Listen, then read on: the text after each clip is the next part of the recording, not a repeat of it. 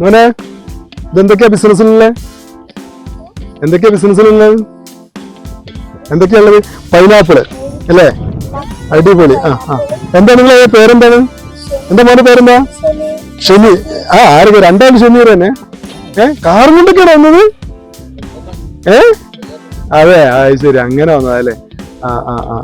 ഇതപ്പൊ എവിടുന്ന നമ്മള് കൊണ്ടുവരുന്നത്? വടക്കുമുറി പറഞ്ഞാല് അവിടുന്ന് വരുന്ന? അതെ, അത് ശരി. പ്രോപ്പർട്ടി ഉണ്ട്. അത് ശരി. അപ്പൊ നല്ല രണ്ട് ചെറുപ്പത്തിലെ ബിസിനസ്സിലേക്ക് വന്നാണല്ലേ. എന്താ മോളെ പേരെന്താ?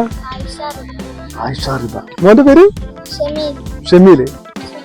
ഷഫീദ്. നിങ്ങൾ നാലാൾക്കാരോടും കൂടിയിട്ടാണ് ഇത് ചെയ്യണത്? ഇവിടെ കൂട്ടിയിട്ടില്ല? അപ്പൊ നിങ്ങൾക്കൊക്കെ എത്ര ഉറുപ്പിന്റെ ഇൻവെസ്റ്റ്മെന്റ് ഉണ്ട് ഇതിനകത്ത്?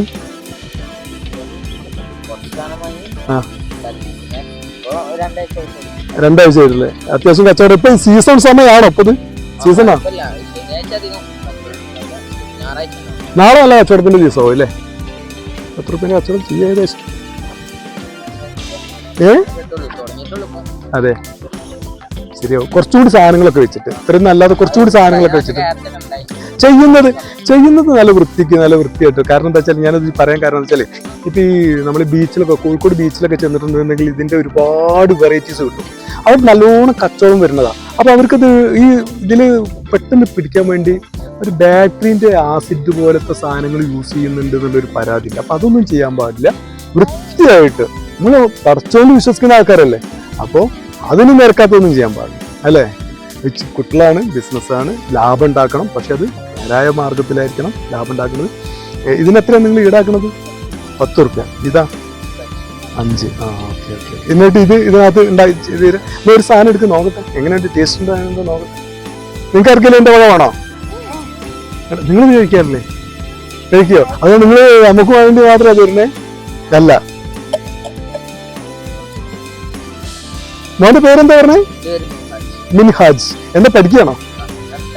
10th എവിടെയാ? മുറുക്കനാട് നമുക്കറിയാം, അരീക്കോട് മുറുക്കനാട്. ശരിയാണ്, അതൊക്കെ നമുക്കറിയാം. ഈ സാധനം ഈ സാധനം ഇടണോ ഇതിനകത്ത്? ഇതെന്താ സാധനം? എന്താ അച്ചാർ പൊടി അല്ലേ? അതെ. ഇതിനൊക്കെ തേക്കണ്ടേ? നിങ്ങൾക്ക് ആർക്കെങ്കിലും വേണമെങ്കിൽ എടുത്തോ, ഞാൻ ക്യാഷ് ഞാൻ തന്നെ ഇറക്കി കേട്ടോ. അത് കഴിച്ചിരിക്കാം.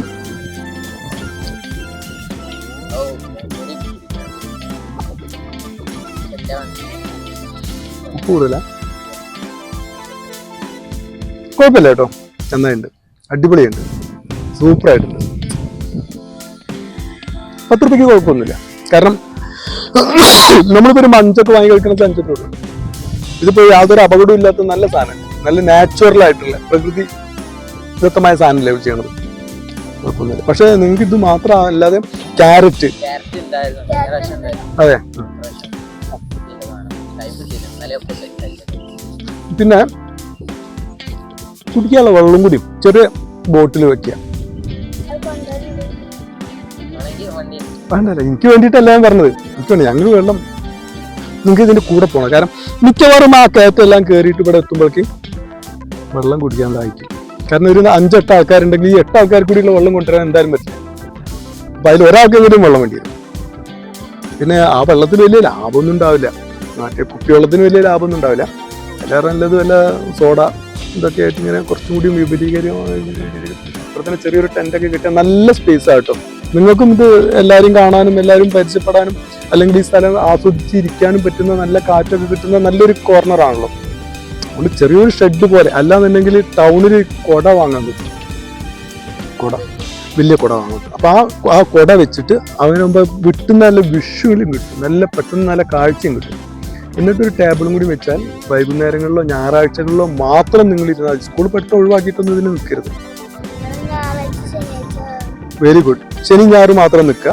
എന്നാൽ നിങ്ങൾക്ക് നല്ലൊരു, നിങ്ങളെ കാര്യത്തിന് വേറെ ആരുടെയും മുന്നിൽ ചോദിക്കാതെ വെക്കാം. ഇപ്പൊ ഉപ്പാനോടും ഉമ്മാനോടും ചോദിക്കുന്നത് മോശമായിട്ടല്ല, പക്ഷെ നമുക്ക് അന്തസ്സായിട്ട് നമുക്ക് നമ്മളെ കാര്യത്തിൽ നിൽക്കുമ്പോ മറ്റൊന്ന് ഉപ്പ 50 ഉറുപ്പ തന്നാലേ വൈകുന്നേരം ചോദിക്കും, എടാ 50 തന്നതിൽ പറഞ്ഞ എത്ര ബാക്കിയുണ്ട്, അല്ലെങ്കിൽ എന്താ കാട്ടി ചോദിക്കാണ്ടും പറയുന്ന കാര്യം വരുന്നുണ്ട്. ഈ ഗൂഗിൾ പേ നമ്പർ ആരുടെ പേരിലാണ് പോവാ? വല്യമ്മയ്ക്ക് കമ്മീഷൻ ഉണ്ടായിരുന്നു? വല്യമ്മയാണ് അത് ക്യാഷ് ഇൻവെസ്റ്റ് ചെയ്തത്?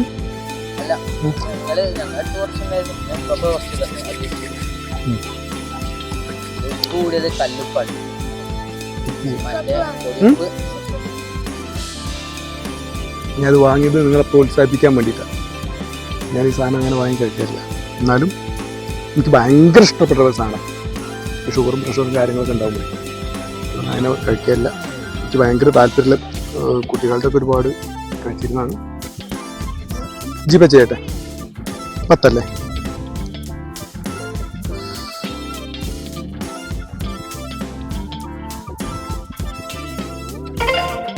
ചെയ്തിട്ടുണ്ട് കേട്ടോ.